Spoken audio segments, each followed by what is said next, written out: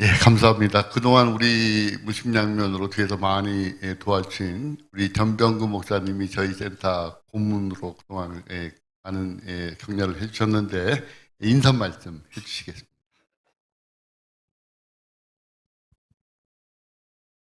안녕하십니까. 그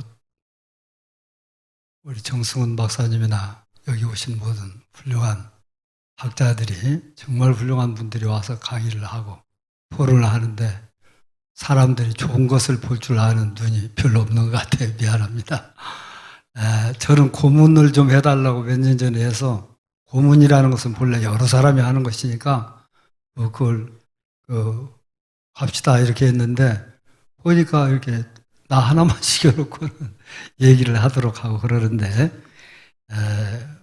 아무튼 우리 그 갈바르트 센터를 하시는 정승훈 박사님은 한국이 낳은 세계적인 신학자입니다.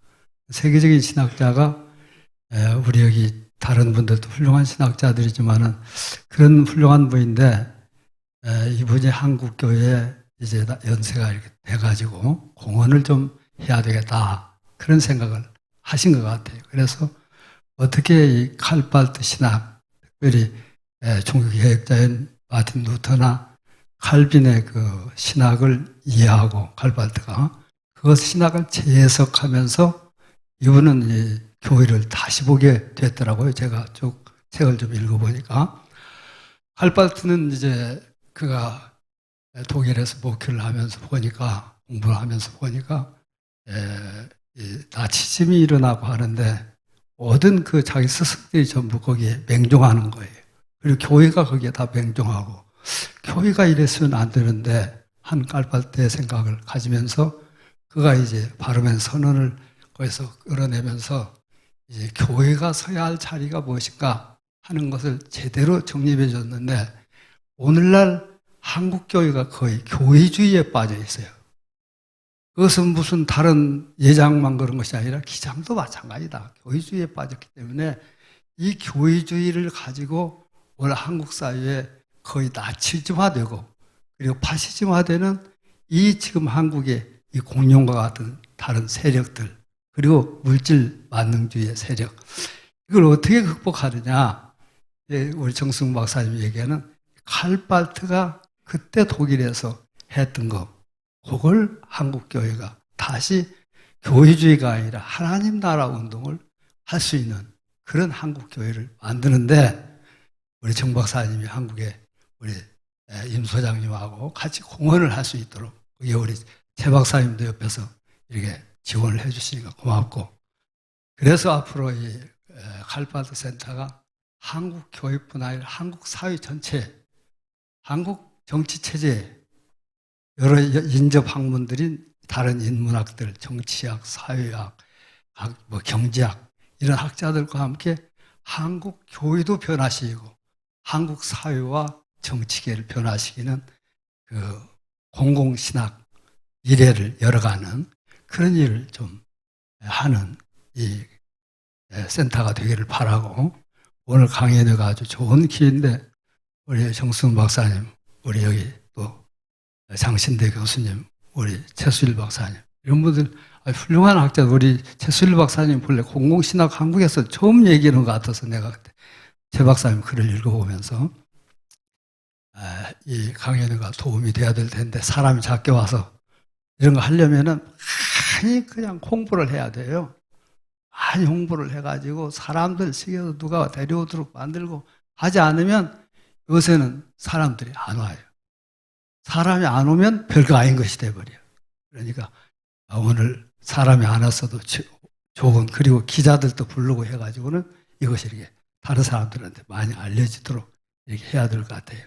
임 소장님 수고하셨는데 우리 임 소장님 수고하셨는데 박수 한번 여러분 더 주시죠. 이제 이어서 바로 기도 발제 시작을 하고요. 그 다음에 발제를 쭉 하는데 제가 시간과 이런 걸 봐서 중간에 좀 쉴 수 있으면 쉬고 밖에 나가시면은 아주 거창한 간식이 준비되어 있으니까는 시원한 음료와 여러분들이 그 중간중간에 나가셔서 드시면 될 것 같고요. 맨 마지막에 질의응답이 있고 그 다음에 끝난 다음에는 한신대학교 식당에서 저희가 이제 저녁을 좀 준비했으니까는 드시고 가시면은 감사할 것 같습니다. 자, 첫 번째 시간은 우리 이제 최수일 박사님, 우리 전명훈 목사님께서도 말씀해 주셨습니다만, 제가 이렇게 독일에서 와서 보니까는 한신대학에 이미 공공 신학센터라는 것이 있더라고요. 아마 최수일 박사님께서 총장으로 계셨을 때 만든 것으로 알고 있는데, 아마 이제 그런 어떤 좀 미리 내다보는 눈을 가지시고 미리 만드셨는데, 아무튼 일을 하시는데 선두주자 역할을 했던 우리 최수일 박사님께서 기도 발제 해주시겠습니다. 박수로 환영해 주시기 바랍니다. 앉으세요.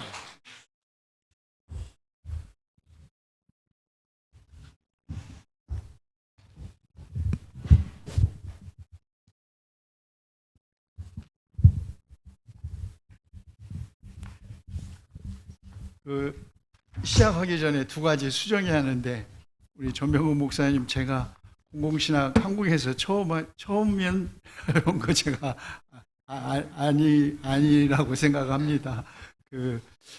제가 소위 복음주의 진영, 특히 실천신학대학원에서 개교기념 때인데, 저 아주 오래전 일인데, 스택하우스를 초청했었어요. 소위 미국에서 공공신학, 말틴 마티 이후에 소위 복음주의 진영의 공공신학의 대가라고 하는 슈텍하우스를 초청을 했는데, 강연에 대한 논찬을 저보고 하라고 그래서 이제 가서 그때 이제 논찬을 했는데, 어쨌든 그게 계기가 돼서 이제 공공신학을 이제 조금 공부를 하게 되었고요. 그리고 제가 우리 한신대에다가 대학원에다가 세운 것은 공공신학센터가 아니고 평화와 공공성 센터였습니다. 그러니까 공공성이라는 단어가 사실은 신학동네에서보다는 오히려 사회과학 분야에서 이제 더 일찍이 사용이 됐고, 하버마스 이제 담론장으로서의 공공성에 대한, 그리고 제가 아는 한 신학자로서 고맙습니다. 공공성 문제로 교수 자격 논문을 쓴 사람은 볼프강 후보입니다. 아시겠지만 볼프강 후보가 원래 아버지가 법학 교수였거든요. 나중에 이제 하이델베르크 평화센터장 하다가 베를린 브란덴부르크 주교가 되고, 에카데 독일 교회협의 회장하고 이제 은퇴를 했는데, 그의 이제 교수 자격 청구 논문이 소위 에펜트리히카이트, 교회의 공공성에 관한 논문을 했습니다. 그래서 한국에서의 공공신학은 이 한신이나 진보신학 진영에서는 공공신학을 굳이 이렇게 따로 독립된 신학제로 검토를 하지 않은 이유는, 충분히 그런 공공신학이라는 단어를 쓰지 않았지만 이미 공공신학이 지향하고 있는 신학적 가치나 담론, 방법론 이런 것 등등을 다양한 형태로 혁명의 신학, 해방의 신학, 민중신학, 미쇼데이 신학 등이 공공신학이라고 이름 붙이지 않았지만 신학의 공적 책임, 그리고 교회의 교회주의가 아니라 세상 안에 있는 교회로서의 교회 공공성에 대한 신학적 반성이라는 폭넓은 의미에서 사실은 넓게는 저는 JPIC, 희연신학, 생명의 신학, 생태신학, 에코페미니즘 다 공공신학의 틀에 있다고 보았기 때문에 굳이 공공신학이라는 개념이 등장하지 않으면서도 신학의 공공성, 다시 말해 신학의 개인화, 내면화, 교회의 개토화를 다른 신학적 담론으로 해명해 왔기 때문에 굳이 공공신학 단어가 없었다라고 생각을 합니다. 그래서 제가 슈텍하우스 논찬을 하면서 한국에서 우리 이제 기훈신하고 새세대 교회윤리연구소가 먼저, 제가 기억하기로는 공공신학이란 무엇인가, 어떻게 실천할 것인가를 논의하고 장신대에서 후에 이제 공공신학을 이제 언급하는 이제 신학자들이 있었습니다. 그런데 이제 이 좀 리버럴한 전통이나 이제 진보 신학 전통에 있는 사람들의 제 눈에는 그 당시, 지금은 그 복음주의 진영에서 공공신학이 우리 정승훈 박사님이 하는 것처럼 과연 이렇게 굉장히 깊이 있는 학문적인 접근을 하는지, 아니면 매우 그 도덕적이고 윤리적인 실천적인 그 접근에 머물러 있는지 그 후의 발전은 제가 추적을 하지 못해서 잘 모르겠습니다만, 그때만 해도 그 복음주의 진영 기은실이나 새세대 교회윤리연구소가 말하는 공공신학은 신학이라기보다는 오히려 뭐 실천, 윤리적 실천을 강조한다는 그런 느낌을 받았습니다. 그런데 이제 그래서 제가 그 공공신학을 신학자 내부에서 이제 공공신학을 주장한 사람은 이제 미국의 뭐 마틴이나 뭐 스테이크하우스가 있었다면, 우리 동시대에 우리와 같은 독일계에서는 이제 몰트만, 요한 바프티스트 메츠 같은 사람, 뭐 도로테 젤레도 뭐 좀 폭넓게 본다면 뭐 이제 이런 그라고 사람들이라고 생각해서 제가 몰트만하고 이제 메츠를 이제 여기 공부를 이제 하면서 소개한 것이, 제가 제가 묶어낸 책 제목을 신학의 공공성인가 라는 논문집을 묶어낸 그 일부 논문입니다. 그리고 오늘 이제 제가 사실 이 발제 이거 기꺼이 한 게 아닙니다. 저 거절했어요. 우선은 제가 제가 학교 총장 되고 1년까지는 신대원 강의만, 세미나 하나만 했어요. 이 학부는 안 하고. 근데 1년도 하다 보니까 이건 학생에 대한 예의가 아니다 생각이 들더라고요. 뭐 준비할 시간도 없고 막 또 그 결석도 휴강을 해야 하는 일들이 빈번하게 벌어지는 일은 이건 학생들에 대한 예의가 아니다 싶어서, 그때부터 제가 이제 아예 강의나 세미나를 하지 않고, 다시 말해 학문적인 작업을 하지 않은 것을 보면, 목회 6년까지 포함하면 사실은 거의 한 13년 동안을 이제 공부를 안 했기 때문에 제가 강력하게 거절하고 축사만 하겠다 그랬는데, 아주 우리 떠밀려서 한 거다는 거, 제가 기꺼이, 제가 나설 자리가 아닌데 그래도 그래도 이제 하자 하고 준비를 하면서 우리 정승훈 교수님의 그 밖에 있더만 엄청나게 두꺼운 책, 그걸 다 봤어요. 보고 제가 진짜 놀랐습니다. 예를 들면 뭐 저 같은 경우 뭐 하버마스라는 인물 하나만 해도 평생 공부해도 못 올 텐데, 뭔 그 공공신학자가 불러내고 뭐 소환하고 비판하고 평가하고 막 이렇게 하는 이 인물들이 너무 많은 거예요. 너무 많아서 저는 아주 간단하게 공공신학, 그것은 신학의 내면화, 개인화를 극복하는 신학의 공공성 회복, 공적 책임, 그 다음에 교회도 개토화되지 않고 사회적 책임, 뭐 아주 저는 쉽게 생각을 했거든요. 그렇게 교회가 세상의 안에서 빛과 소금을 역할을 하는 것이 교회의 공공성이다. 그냥 개인 구원, 이건 메츠도 얘기하고, 몰트만도 다 이야기하는 걸 제 방식으로 이해하고 간단하게 소개하면 이런 건데, 그런데 엄청나게 많은 그 동원되는 인물들의 우선은 참 제가 우리 정승훈 교수님 후배지만 아주 놀랍고, 진짜 이 친구 진짜 공부 어마어마하게 했다. 그런 생각이 들어서 정말 존경하게 되었습니다. 다만 한 가지 이제 덧붙인다면, 제가 이제 그러면서 생각해 보니까, 그러면 공공신학은 약방의 감초구나. 그런 생각이 드는 거예요. 그냥 주로 지금 이제 우리 정 박사는 이제 그 사회학 혹은 사회과학자들하고 대화를 하면서 이제 그 신학의 공공신학을 형성해 가잖아요. 근데 그런 이제 굉장히 고차원적인 그런 학술적 그 담론들이, 자, 그러면은 공공신학이 기여, 공공신학의 장, 혹은 신학은 교회를 위한 혹은 교회를 섬기는 학문이라는 의미에서 공공신학은 어떻게 교회를 섬길까에 대해서는 제가 솔직히 과문하지만 많은 답을 못 얻었어요. 물론 신학 자체의 공공성 회복, 그건 뭐 진보신학 대부분 다 하는 건데, 그런데 신학의 공공성이 발현되어야 할 교회 안에서의 의제와 공공신학의 대화는 앞으로 우리 한국에서 공공신학을 하는 우리 모두의 과제가 아닌가.